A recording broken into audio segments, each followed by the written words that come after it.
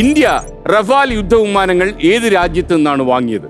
Option E America, option B Israel, option C Russia, option D Sweden, option E France. Rafale യുദ്ധ വിമാനങ്ങൾ ഈ അടുത്തിടയ്ക്ക് ഒരുപാട് വിവാദങ്ങളിൽ നിറങ്ങിയിരുന്നു. ഫ്രാൻസിൽ നിന്നാണെന്നാണ് വാർത്തകളിൽ അന്ന് വായിച്ചത്. പിന്നെ ആ വാർത്ത മാറിയോ? അല്ല, ഇപ്പോഴും പോകുന്നുണ്ട്. പക്ഷെ അതിലും പ്രസക്തമായ ഒരുപാട് വാർത്തകൾ ദിനം വന്നുകൊണ്ടിരിക്കുന്നത് കൊണ്ട് അത് മങ്ങിപ്പോയി എന്നാണ് തോന്നുന്നത്. ഉത്തരം ഏതാണ്? ഫ്രാൻസ്. റഫാൽ യുദ്ധവിമാനങ്ങൾ ഇന്ത്യ ഫ്രാൻസിൽ നിന്നാണ്. ഇസ്രായേൽ ആയിരിക്കാമോ? ഇസ്രായേൽ അല്ല, റഷ്യ. റഫാൽ എന്ന പേരിൽ യുദ്ധവിമാനങ്ങളൊക്കെ വിൽക്കുന്ന രാജ്യങ്ങളല്ലേ ഇവരൊക്കെ? അതെ, തീർച്ചയായിട്ടും അമേരിക്കയും സ്വീഡനിൽ നിന്നായിരുന്നു, ഓർമ്മയുണ്ടല്ലോ, തോക്കടപാട്. അപ്പൊ ഇത് ഫ്രാൻസ് എന്നാണ് പറഞ്ഞിരിക്കുന്നത്. 60,000 ചോദ്യം കൊണ്ട് തൊലച്ചോ ഫ്രാൻസ്. അരിനിയാസ്, യു ആർ റോങ് എന്ന് പറയാൻ പറ്റില്ല. താങ്കൾ പറഞ്ഞ ഉത്തരം ശരിയാണ്. ഫ്രാൻസ് ആണ് ശരി ഉത്തരം. 60,000 രൂപ. ഇപ്പൊ നല്ല സുഖം തോന്നുന്നല്ലേ? നല്ല ഏർപ്പാടെങ്കിൽ പൊങ്ങി പോകാൻ പൈസ കിട്ടുകയും ചെയ്യും. 6ാമത്തെ ലെവലിൽ നിന്ന് നമ്മൾ 1 കോടിക്ക് കളിക്കാൻ പോകുന്നു. ഏറ്റവും മുകളിൽ ചെല്ലുമ്പോൾ 1 കോടി മേളിൽ നിന്ന് എടുക്കണം. മേളിൽ നിന്ന് വരിക. ഇങ്ങനെ പൊഴിഞ്ഞു വീഴും 1 കോടി. തീർച്ചയായിട്ടും. എന്തായിരിക്കും ഒരു നോട്ടു മഴ, അതിവർഷം. ആ മഴയിൽ കുതിർന്ന് ഒരു വഴിയിലേക്ക് ചെന്ന് ഇറങ്ങുന്നു. എന്തൊക്കെ ആയിരിക്കും. അപ്പൊ അന്ന് അവിടെ അനൗൺസ്മെന്റ് നടക്കും. എന്തറിയോ? പോരുവഴിയിലെ ജനാവലിയെ കോരിത്തെരിപ്പിച്ചുകൊണ്ട് 1ാം സ്ഥാനം നേടി 1 കോടി കരസ്ഥമാക്കിയ ഹാരി നിയാസ് ഇതാ ഇതുവഴി കടന്നു വരുന്നു. മാർപ്പാപ്പ 2ാമൻ ഇതുവഴി കടന്നു വരുന്നു എന്ന് പറയുന്ന പോലെ ഇതും പറയുന്നു. കുറച്ച് നോട്ടീസുകളൂടെ എന്തായിരിക്കും സിറ്റുവേഷൻ എന്തായിരിക്കും അല്ലേ? അപ്പൊ ഒരു കാര്യം ചെയ്യാം, നമുക്കിനി 70,000 രൂപയുടെ ചോദ്യം. അതായത് ഇനി 13 ചോദ്യങ്ങൾ മാത്രമേ അവശേഷിക്കുന്നുള്ളൂ 1 കോടിക്ക്. Okay sir. മോണിറ്റർ.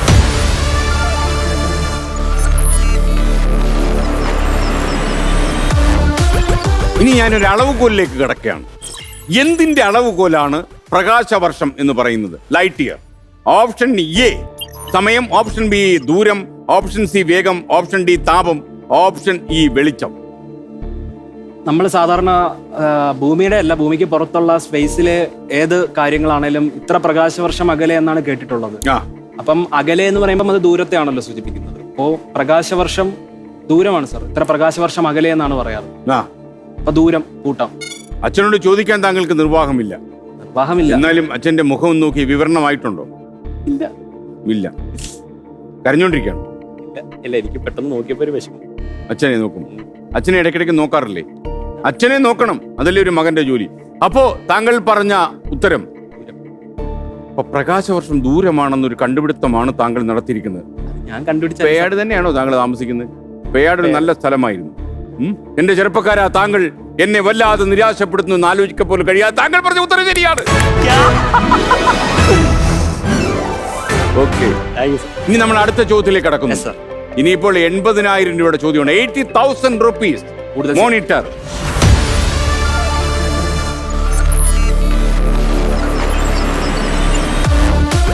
ചോദ്യം ഇതാണ്: ബ്രിട്ടീഷുകാർ പണികഴിപ്പിച്ച സെന്റ് ജോർജ് കോട്ട നിയമസഭയായി പ്രവർത്തിക്കുന്ന സംസ്ഥാനം ഏതാണ്? Option A Bengal, option B Himachal Pradesh, option C Tamil Nadu, option D Goa, option E Telangana. Saint George കോട്ട നിയമസഭയാക്കി മാറ്റിയ സംസ്ഥാനം. ബ്രിട്ടീഷുകാർ പണി കഴിപ്പിച്ചതാണ് ഗോവ. അതെ, 17ാം നൂറ്റാണ്ടിൽ ബ്രിട്ടീഷുകാർ പണി കഴിപ്പിച്ച 1639 ബ്രിട്ടീഷുകാർ പണി കഴിപ്പിച്ച സെന്റ് ജോർജ് കോട്ട ഇപ്പോൾ അവിടെ നിയമസഭയാണ്. അതേത് സംസ്ഥാനത്തിലാണെന്ന് എന്റെ ചോദ്യം. ഗോവയില് പോർച്ചുഗീസിന്റെ അധിനിവേശമുള്ള സ്ഥലമായിരുന്നു. അപ്പൊ അവിടെ ആവാൻ ചാൻസ് ഇല്ല. തമിഴ്നാട് ഈ ചോദ്യം എവിടോ ഒരു വട്ടം എന്തോ മിന്നി മാഞ്ഞു പോയ പോലെ എപ്പോഴോ തോന്നലുണ്ട് മനസ്സിൽ കൂടെ. തമിഴ്നാടാണ് എന്നാണ് എന്റെ ഒരു മനസ്സ് പറയുന്നത്. സെന്റ് ജോർജ് കോട്ട തമിഴ്നാട് എന്നാണ്. രൂപ 80,000 ആണ്, വെറുതെ കിട്ടില്ല. കയ്യിലിപ്പോ 70,000 ഉണ്ട്. തമിഴ്നാടാണ് സർ. സെന്റ് ജോർജ് കോട്ട തമിഴ്നാട് എന്നാണ് മനസ്സ് പറയുന്നത്. സ്റ്റാലിൻ അവിടെ ഇരുന്നാണോ നാട് വാഴുന്നത്? സ്റ്റാലിൻ അവിടെ ഇരുന്നായിരിക്കണമല്ലോ. ജയലളിത ഉണ്ടായിരുന്ന കാലഘട്ടത്തിലാണ് ഞാൻ ഈ ചോദ്യം കേൾക്കുന്നതെന്ന് തോന്നുന്നു. അപ്പൊ അന്ന് ജയലളിത സെന്റ് ജോർജ് കോട്ട അങ്ങനെ കണക്ട് ചെയ്ത് എവിടെ ഒന്ന് വായിച്ച പോലൊരു. ജയലളിത ഒരു നിയമസഭ ഉണ്ടാക്കിയായിരുന്നു, പക്ഷെ അതിപ്പോ ആശുപത്രിയാണ്, DMK ആശുപത്രിയാക്കി മാറ്റിയത്. താങ്കൾ പറഞ്ഞത് തമിഴ്നാടാണ് എന്നാണ്. അപ്പോ ഉറപ്പാണല്ലോ? സർ, ഇതില് ഈ സംസ്ഥാനങ്ങളില് ഒരു കോട്ടയിൽ പ്രവർത്തിക്കുന്നത് തമിഴ്നാടാണെന്നാണ് എന്റെ. അത് പശ്ചിമ ബംഗാൾ ആയിക്കൂടെ? പശ്ചിമ ബംഗാൾ അല്ല, തമിഴ്നാട്. സെന്റ് ജോർജ് തമിഴ്നാട്ടിൽ തന്നെ താങ്കളുടെ മനസ്സുറച്ച് നിൽക്കുകയാണ്. തമിഴ്നാട് എന്ന സ്ഥലം സെന്റ് ജോർജ് കോട്ടയുമായിട്ട് ചേർന്ന് കേട്ടിട്ടുണ്ട്. അപ്പൊ അത് ഉറപ്പാണോ?